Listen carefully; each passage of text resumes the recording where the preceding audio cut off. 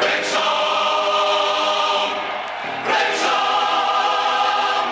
Mae Wrecsam ar y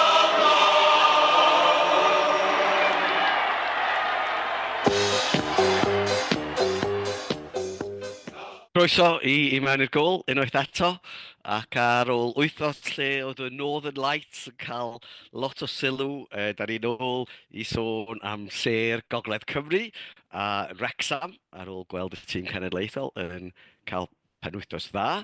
A mae'n teimlo'n amser pell yn ôl, dechrau dydd Sadwrn dwytha, dim gêm i Wrecsam penwythnos yma, oherwydd y gemau rhyngwladol.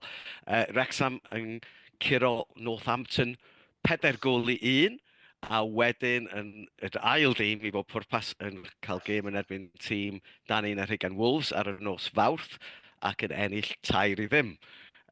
Oedden ni'n eitha hyderus cyn y ddwy gêm yma, ond mae rhaid bod ni'n hapus efo hynny, ar wel, bydd deimlad ydi ar ôl y gêm Northampton. Ia, oedd o'n berfformiad gwych yn ôl adre yn dweud, oedd yr wingbacks di dod o dan y lach rhywfaint ar ôl gêm Stevenage, dwi'n meddwl, ond wedi profi pwynt mewn steil oedd McLean a yn enwedig Barnett, un o'r perfformiadau gorau dwi wedi weld gan unigolyn ar y cae ras, oedd Barnett yn wych a yn creu bob math o broblemau efo'i grosiadau, felly na perfformiad gwych a just y canlyniad oedden ni angen ar ôl rhediad, chydig bach yn simsan, felly nôl ar yn gorau ar y cae ras a triffwynt gwerthfawr iawn cyn y toriad. Oedd fatha Ryan Barnett yn ennill chwaraewr y gêm, a fod James McLean wedi sgorio 2 gôl a gael assist arbennig o dda, ond Ryan Barnett yn cael cymeradwyaeth mawr gan y dorf hefyd yn gadael y cae, felly oedd o yn perfformiad arbennig o dda, a perfformiad oedd wir i angen ar doedd, achos oedden ni wedi cael rhediad chydig bach yn simsan cyn y gêm hynny, a Charlton hefyd yn curo Birmingham ar yr un diwrnod. Felly, be oedd y deimlad ydi ar ôl y gêm i fawr? Ie, oedd Barnes wedi cael un o'r gemau yna lle bob dim yn mynd yn iawn iddo fo. Oedd o'n gymaint gwell na'r chwaraewyr oedd yn ei erbyn. Yn y ddwy hanner, nath nhw newid pethau gwmpas yn yr ail hanner, oedd y dal yn well. A dal yn cael rhyddid i roi'r crosiadau yma mewn. Oedd o'n gret, just beth yn ei angen. Di Northampton ddim yn dîm da, oedden nhw lawr yna efo am wysig fel un o'r tîm o gweithio da ni wedi chwarae tymor yma.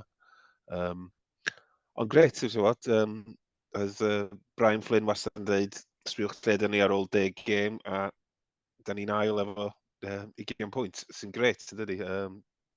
Fel yn dweud, Northampton ddim byd mawr i gynnig o Tyler Roberts, yn edrych fel y chwaraewr mwyaf ffeithiol mor arfentig o Birmingham gynnyn nhw, a'r unig chwaraewr nath achosi unrhyw drafferth i ni. Ie, oedd o'n gret, oedd gadael cael ras, dyn nhw'n anhapus iawn lle.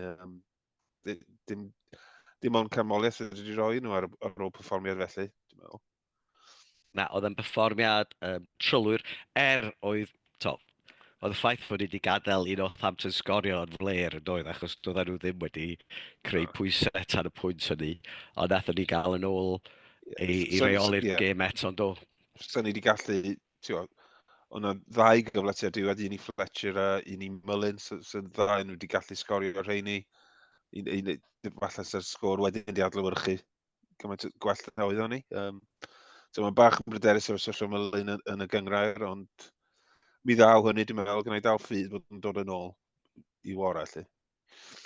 Ond mi oedd yna gôl i Paul Mullin ar nos Fawrth, tîm 11 gwahanol yn y tîm, ond gols gen Brunt, gafodd gêm dda iawn, a croesiad arbennig gen Anthony Ford, a wedyn gôl yr un i Mullin a Mo Fall. Felly, noson eitha llwyddiannus ar y cae ras nos Fawrth, hefyd yn y tlws, bydde ti fel arwel. Ia, senario gorau rili'n der, chwaraewyr yn cael cyfle i gael munudau yn y coesau yna.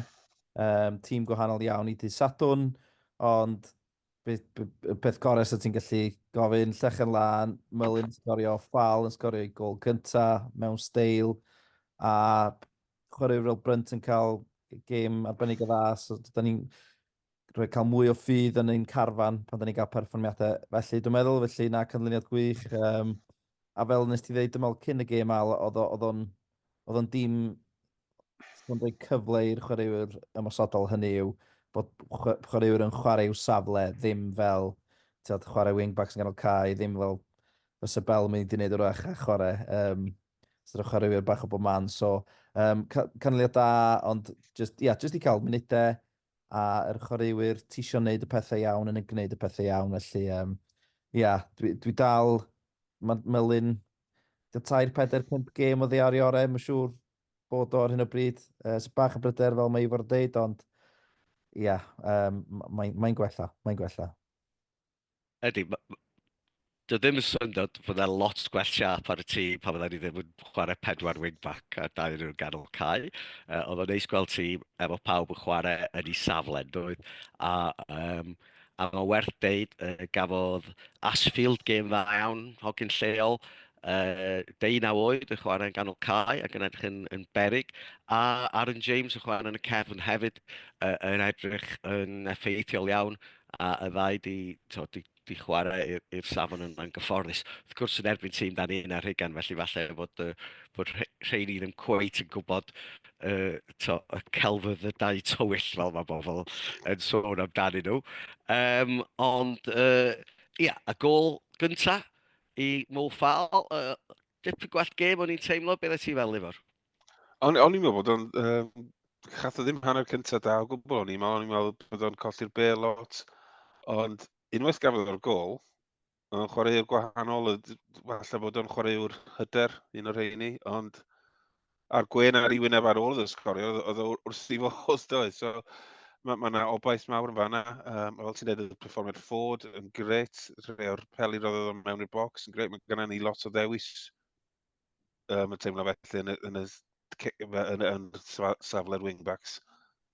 Positif iawn, a da ni trwodd i'r rown nesaf, dwi'n meddwl, yn barod heb o'r chwarae'r gêm ola.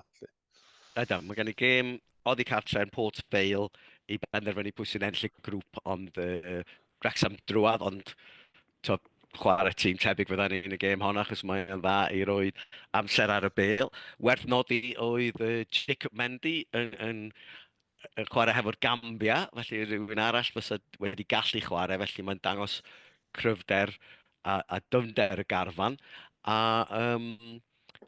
oedd, wel, cyfweliad wedyn efo Mo Fall, y deud, oedd o'n meddwl fod o'n cam sefyll, so dyna pam nath o'r overhead kick i sgorio, oedd o'n fyswn i'n gwneud hynny, os o'n i'n meddwl fod i ddim yn cam sefyll, ond nath i gêm o wella lot ar ôl y gôl, felly gobeithio wnaethon ni wneud, ac oedd o wedyn, oedd o'n ennill pethau yn yr awyr, ac oedd ti'n gallu gweld pan fod Wrecsam wedi buddsoddi yno fo, a mae yna chwaraewr yna'n does, ond...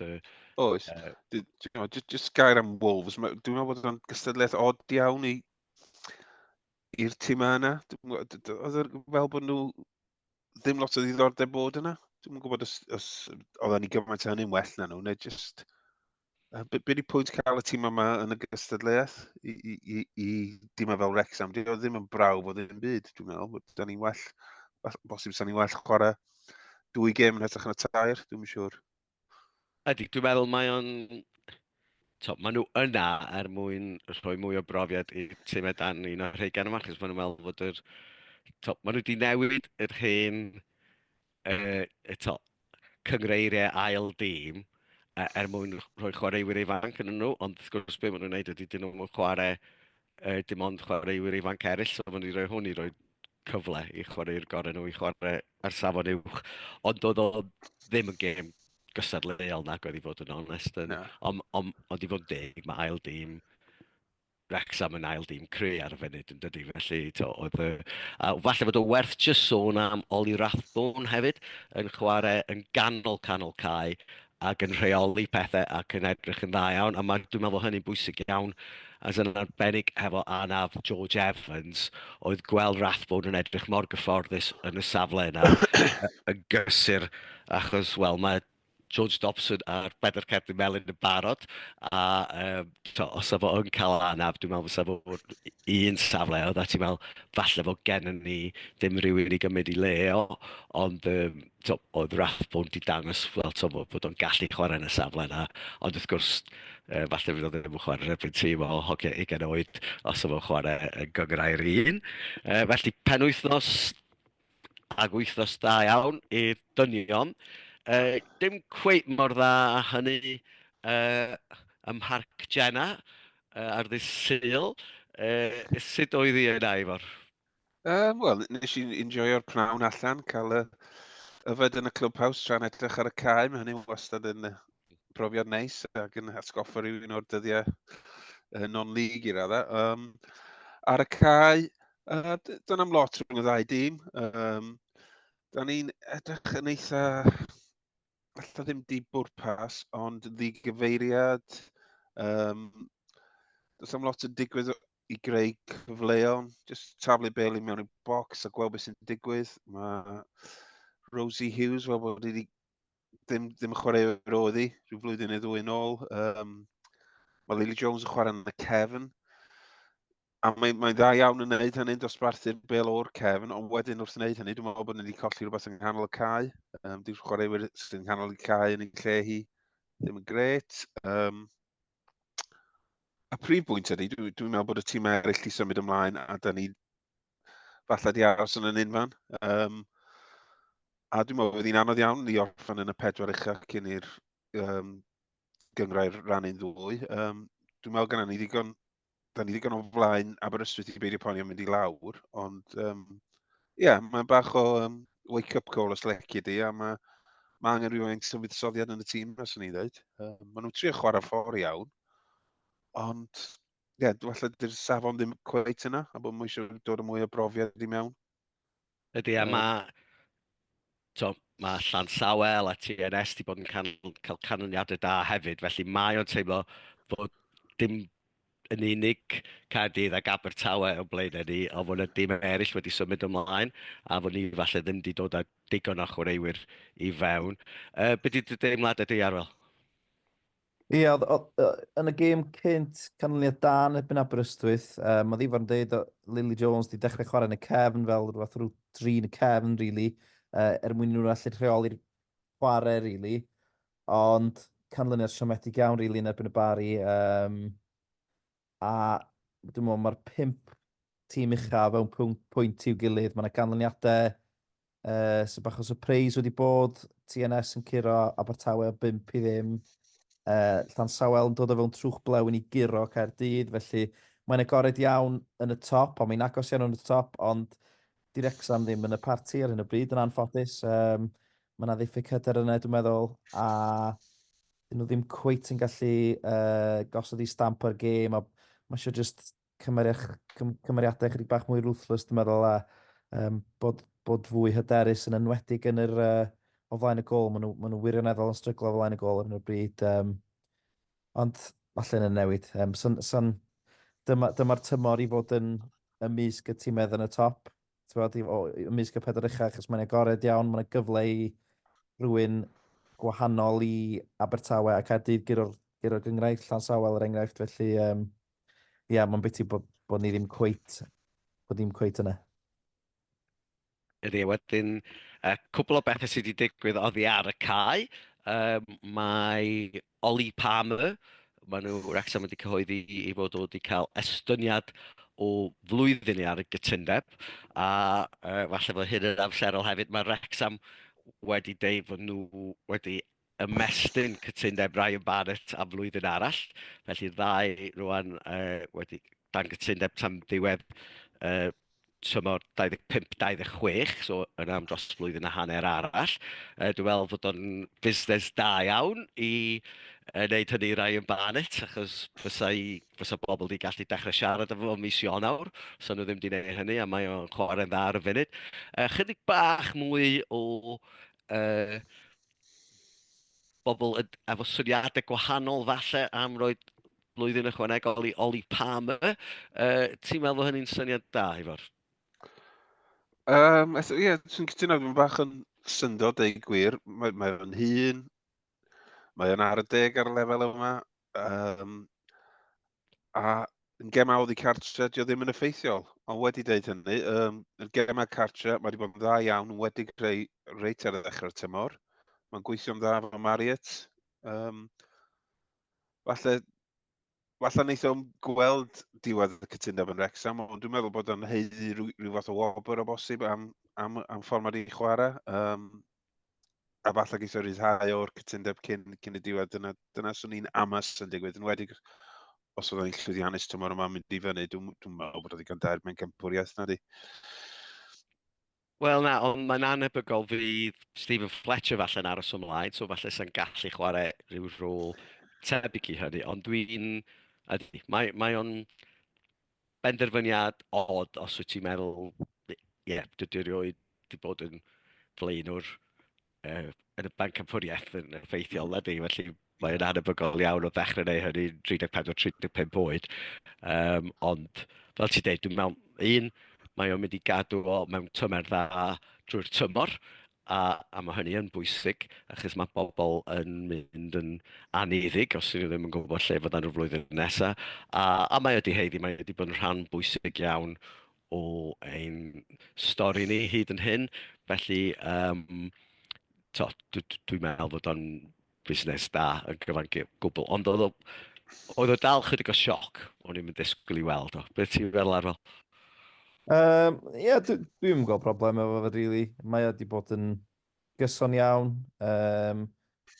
Diolch rili'n cael gemau gwael, rili. Mae o wastad yn trio galed, mae'n gweithio'n galed. Fel mae Ifar yn dweud, mae'n effeithiol iawn efo Jack Marriott, mae'n bartneriaeth yn gweithio fan ar hyn o bryd. Mae partneriaeth efo Melyn wedi bod yn briliant hefyd. Diolch di dechrau Melyn tymor yma na chdi, felly ni beidio anghofio hynna hefyd. Mae Melyn ar ei orau pan mae Palmer ar ei orau, felly mae'n werth cadw fo. Di Melyn am fod ar ei orau am y 2 flynedd nesaf neu be bynnag. Dwi'n meddwl bod o werth cadw Palmer wrth i ochr o fel opsiwn. Dwi'n meddwl bod o'n beth. Dwi'n meddwl bod o'n benda werth deud, mae wedi dechrau tymor yma yn llawer gwell na nath o ddechrau tymor diwetha. Felly, mae o wedi heiddi'r cytundeb, swn i'n dweud, achos mae o'n chwarae ar lefel dda, a mae o'n chwaraewr sydd yn, fel ydych chi'n dweud, yn cymryd y tynnu'r gorau allan o'r chwaraewyr o'i gwmpas o hefyd. Mae o'n gwneud chydig o'r gwaith caib ar hawd, ydy, bod o ddim, dechreuodd o yn sgorio y gyflymach na Mullin yn y 2-3 mis cynta, ond mae hynny wedi mynd yn raddol, ond mae, wrth gwrs, mae yna lot o stadegau yn dangos fod Mullin yn sgorio mwy pan mae'r ar y cae, a mae Marriott wedi cael dechrau da'r tymor hefyd. Felly, swn i ddim yn synnu nawn ni roi blwyddyn neu 2 ychwanegol i Barnett cyn diwedd y tymor, achos mae o wedi heiddi le a wedi, eto, swn i'n dweud, falle chwarae well tymor yma nag oedd o tymor diwetha. Felly mae wedi dangos bod codi lefel ddim wedi effeithio fo, a falle bod o chwarae'n well. Pan mae'r safon yn uwch. Felly, da ni yn mynd i Rotherham Dysadwn, sydd yn gêm anodd arall.